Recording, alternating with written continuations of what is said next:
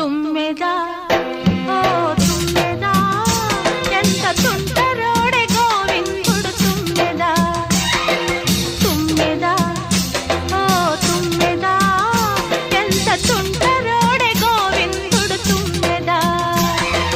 మగడు లేని వేళ తుమ్మెదా వచ్చి మొగమాట పెడతాడే తుమ్మెదా మాట వరుస కంటూ తుమ్మెదా పక్షి మోట సరస మాడే తుమ్మెదా